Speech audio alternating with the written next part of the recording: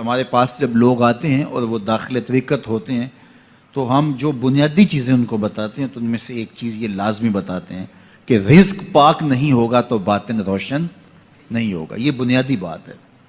اگر رزق پاک نہیں ہے تو میرے حضور نے ارشاد فرمایا کہ ایک بندہ سفر کر کے کعبۃ اللہ کے صحن میں پہنچتا ہے اور کعبے کے پردوں کو تھام لا ہے وَيَمُدُّ يَدَيْهِ اور لمبے لمبے ہاتھ کر کے کہتا ہے اے اللہ, لیکن اس کا کھانا حرام ہے, اس کا پینا حرام ہے, اس کا لباس حرام ہے, وہ غُذِیَ بِالْحَرَام, اس کو غذا حرام سے دی گئی ہے.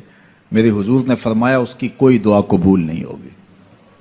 سفر کیا, جنگل پہاڑ کاٹے, سمندروں کو پاٹ کر کے آگے گیا, ہواؤں کے کلیجے چیر کے آگے بڑھا, مہینوں کی مسافتیں طے کر کے گیا اور کعبۃ اللہ کے سامنے کھڑا ہے, سین حرم میں مطاف میں کھڑا ہے, لیکن اس کا جسم حرام سے پلا ہے. اس نے جو پہنا ہے اس لباس کا تانا یا بانا حرام کا ہے, اس کو غذا حرام کی دی گئی ہے, اس نے پیا حرام کا ہے, اس نے کھایا حرام کا ہے, تو پھر اس کا یہ سارا سفر رائے گاں چلا جائے گا, اس کو کچھ نصیب نہیں ہوگا.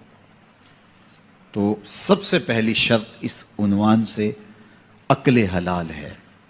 اس کے بعد پہ صدق مقال ہے کہ آپ کی زبان جھوٹ نہ بولے. جب کوئی شخص جھوٹ بولتا ہے روحانیات تو دور کی بات ہے, اللہ کے فرشتے اس سے 1 میل دور ہٹ جاتے ہیں. جب کوئی شخص جھوٹ بولتا ہے تو حدیث پاک میں آتا ہے اس کے منہ سے ایک خاص قسم کی بدبو نکلتی ہے.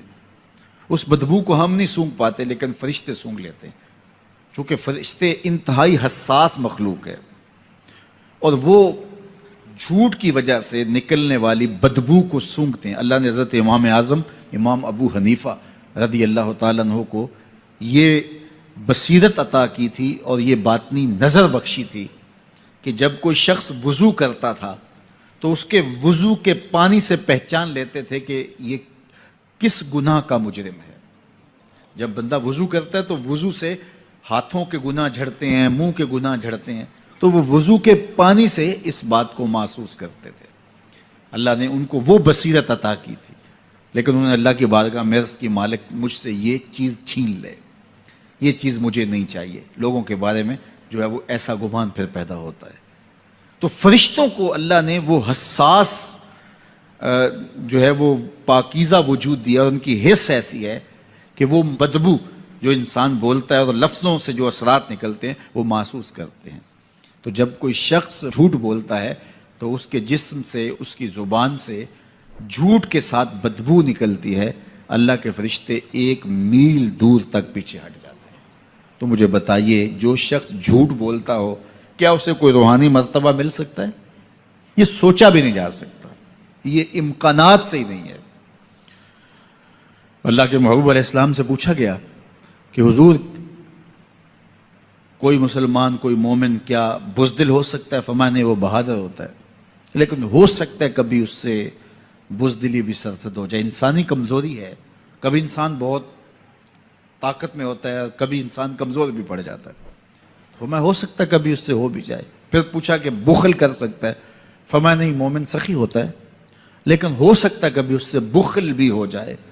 کبھی کبھی دولت اسے اچھی بھی لگنے لگ جاتی ہے, جس طرح فرمایا گیا کہ اولاد مبخلتن مجبنتن, یہ جو اولاد ہوتی ہے یہ بندے کو بخیل بھی بنا دیتی ہے اور بزدل بھی بنا دیتی ہے. جب اولاد نہیں ہوتی تو بندہ سخی بھی ہوتا ہے اور بندہ جو ہے وہ مشکل حالات میں بھی کود جاتا ہے, لیکن جب اولاد ہوتی ہے تو پھر مشکل حالات میں کودنے سے پہلے سوچتا ہے میرے بچے ہیں یتیم ہو جائیں گے. اس کو یہ خیال آتا ہے, پہلے ایسے مال لٹاتا ہے لیکن اولاد ہو جائے تو پھر وہ اولاد کا سوچتا ہے کہ ان کے لیے کچھ میں جمع کر لوں.